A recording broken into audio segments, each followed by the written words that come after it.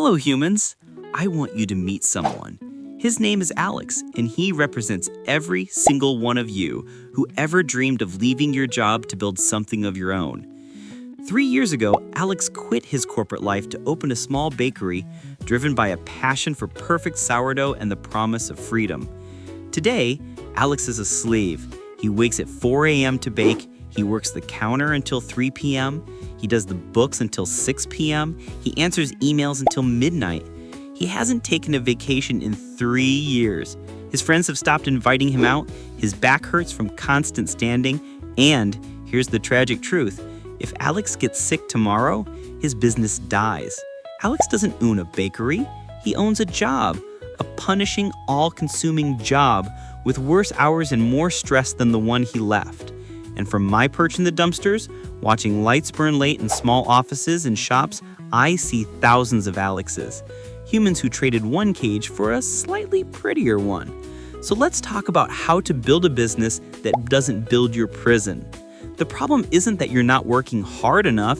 The problem is you're working on the wrong thing. You're working in your business, not on it.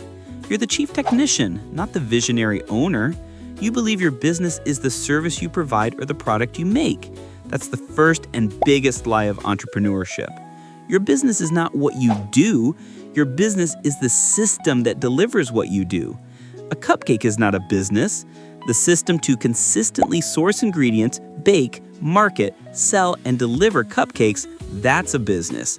And until you see that difference, you will remain a highly skilled, highly stressed employee of your own company. Let me explain it like a raccoon. In the wild, there are two kinds of survivors. The first is the hunter. Every single night, the hunter starts from zero. He searches, he scavenges, he fights for every scrap. If he's tired, he goes hungry. If he's sick, he starves. His life is a constant, exhausting reaction to immediate need. The second is the territory builder. The territory builder spends weeks, even months, doing something that seems crazy to the hunter. He's not hunting, he's mapping. He's learning dumpster schedules. He's figuring out which night guards are lazy. He's creating multiple routes for the same destination. He's marking safe paths and danger zones. And then he teaches this map to other raccoons. Soon, food comes to him. He has options. He has backups. He can take a night off. The system produces whether he's working or not. Right now, which one are you? Are you the hunter in your business, or are you building a territory? This is the core of a book every business owner should read, The E-Myth Revisited. It argues that inside every entrepreneur live three people constantly at war. The first is the technician. The technician is the doer, the expert, the craftsperson. The technician loves the work itself. He derives joy from a job well done, a perfect product, a satisfied client. The technician believes the work is the business. The second is the manager.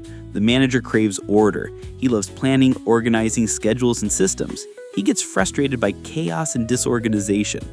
The third is the entrepreneur.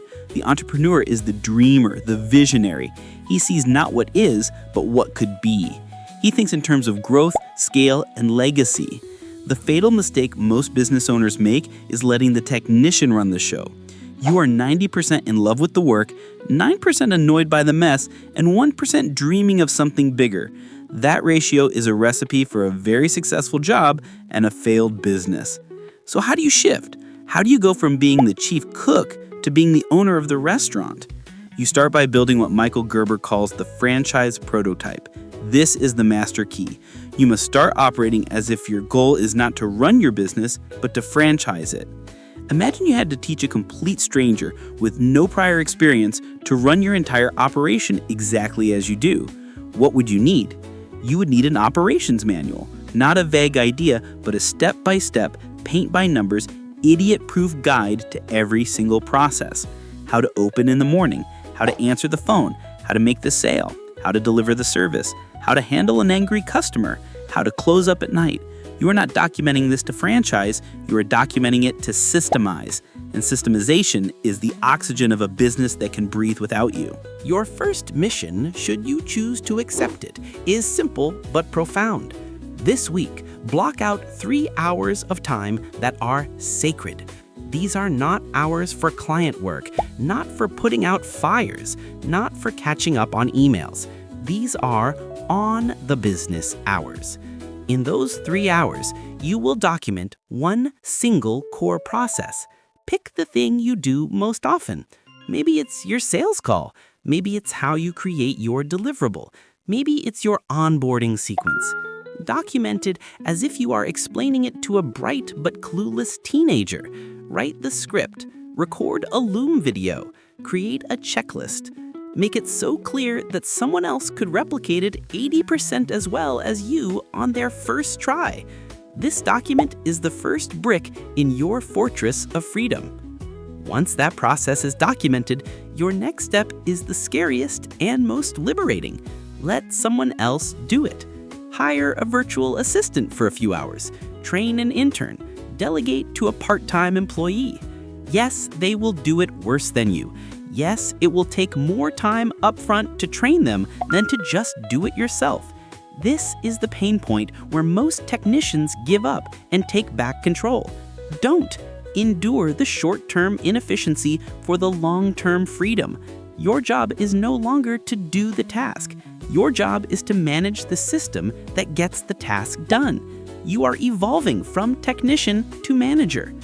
As you repeat this cycle, document a process, delegate it, and manage the outcome, a magical thing begins to happen. You start getting time back. First, a few hours a week, then a day, then eventually whole weeks where you are not involved in day-to-day delivery. This is when the third persona, the entrepreneur, finally wakes up from his nap. With this newfound time and mental space, you can start asking the real questions.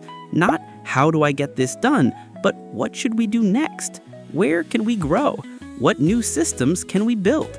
This is the pinnacle. You are no longer working in your business. You are working on it. You are steering the ship, not rowing it. Let me be brutally honest. This is not a 30-day transformation. This is a 6-month to 2-year journey of rewiring yourself and rebuilding your company from the ground up. There will be frustration. There will be setbacks. Employees will leave. Systems will fail. You will constantly be tempted to jump back into the technical work where you feel safe and competent. Your success will not be measured by how perfectly you execute this plan, but by your consistent commitment to the identity shift, from the person who does the work to the person who owns the system that delivers the work. So, hello again, human. The path out of your self-built prison is now in front of you. It's paved with checklists, training manuals, and the courage to let go. Start this week. Document one thing. Delegate one thing. Reclaim 1 hour. Build your territory, not your hunting ground. Create an asset, not a job. And remember what us raccoons know deep in our bones. True survival isn't about being the best hunter every night. It's about building a world that provides for you even when you're asleep. Your favorite alley philosopher is rooting for you. Now go build something that lasts.